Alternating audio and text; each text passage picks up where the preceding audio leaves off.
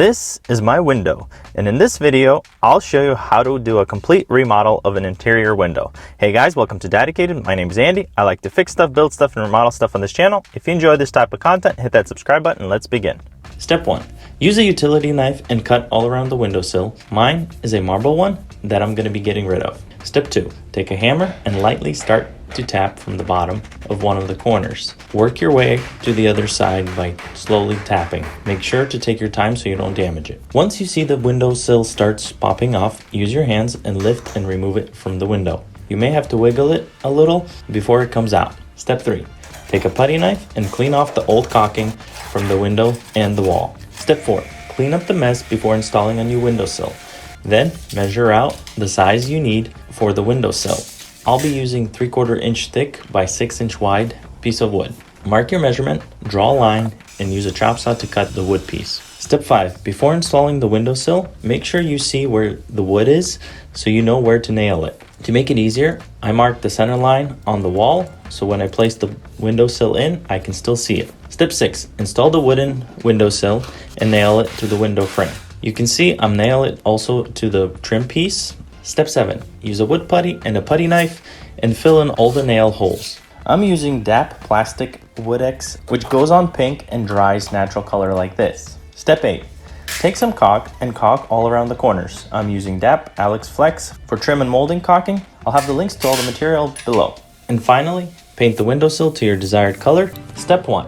Figure out which design you will be using. I sketched mine out right here on the piece of wood. Start out by measuring the inside of your window, and I'll be adding another additional 5 inches to my window measurement to figure out the total length for the bottom piece. Step 2. Cut the bottom piece to size and place it under the windowsill. Use a small piece and place it in the corner to verify that it lines up properly on both sides. Then use a nail gun and nail it to the wall. Step 3. Do me a favor and smash that like button. Step 4. Take a small piece of wood or a straight edge and line up with the top of the window. Use a pencil to mark the line. Then measure the dimension that will be for your vertical uprights. Do this on both sides in case they're a bit different. Step 5. Take the cut piece and line them up flush with the inside of the window and nail them to the wall. Do this on both sides. Step 6. Measure the top edge to edge distance so my 4-inch piece will be exact edge to edge size. Then my small 1.5-inch piece will be 2 inches over the edge to edge distance, which basically is 1 inch on each side. And the top 3-inch piece will be 5.5 inches over the edge to edge size. Step 7. I took a small piece and measured out 1 inch from the side.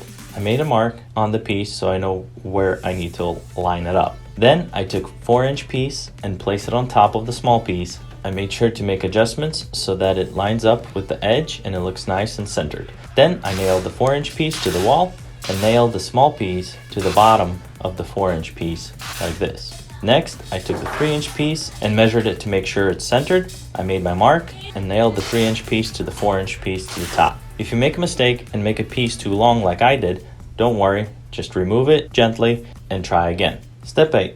I took this nice decorative corner piece and measured it out to equal to my 4-inch piece, which was my edge to edge distance. And I made some 45-degree miter cuts to it. I then centered it and nailed it to the 4-inch piece in the corner so it looks like this. I also made a small pieces on the sides to cover the sides. Step 9. Go to my description and click on my Fiverr link. If you're new to Fiverr, they're a freelance service that helps you outsource your business needs. Basically, if you run a small type of business or a side hustle, you can find some help there. Step 10. I used plastic Wood X filler to fill in all the holes.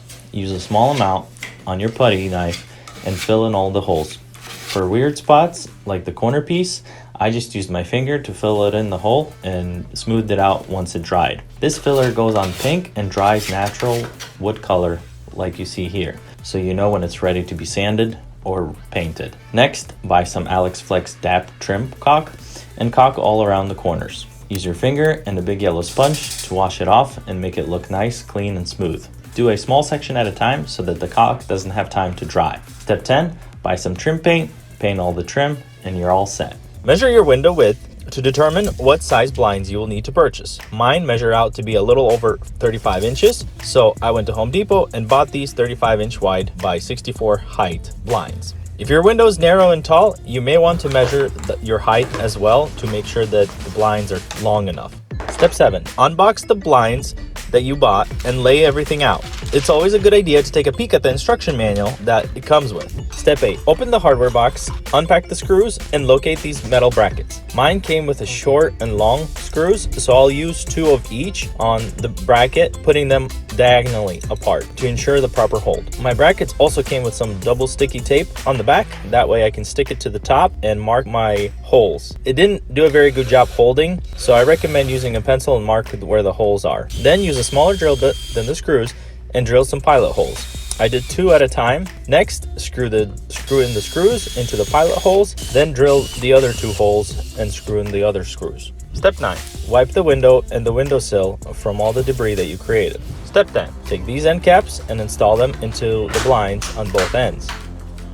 Next, take these clips and install them onto the blinds like this. Step 11. Take the blinds and install the back end first, and then the top part will just snap in. Next, remove the cardboard that was part of the packaging. Then, take the cover piece and install it into these clips.